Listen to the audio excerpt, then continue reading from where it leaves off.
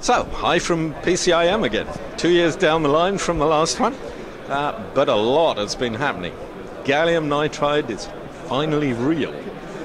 Here's a 6-inch wafer, a 6-inch wafer of GaN on silicon this time, not GaN on silicon carbide, and some very interesting devices on it. Here there are a family of 4 devices on here. If we take a look over here, it's a family of devices that runs anywhere from about 15 amps through to 36 amps at 650 volts and at 100 volts from a similar current right the way out to 80 amps.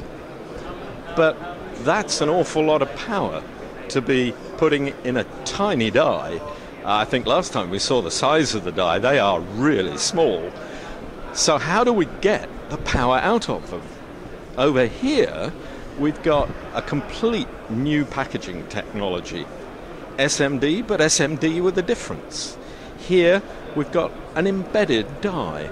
The die is coated in copper on the bottom, copper on the top, lots of heat coming out.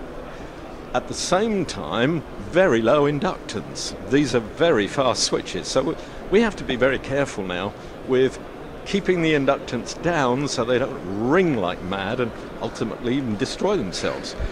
Perfectly under control in these packages. But let's look ahead for a year. There's another wafer over here with some very different looking designs on.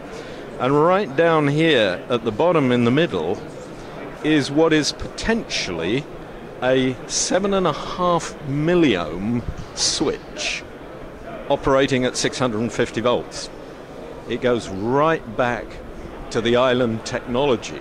We found a way to put a 3-meter gate onto what is still a very small piece of not very expensive silicon, but at the same time be able to generate reasonably high yields. So there's a real cost implication here to real power devices.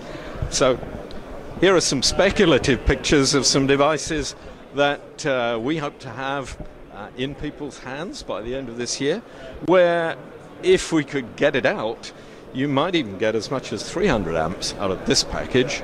That's probably pushing it a bit. I think realistically, it's the low-on resistance that really counts. So, another exciting year. Look forward to next year.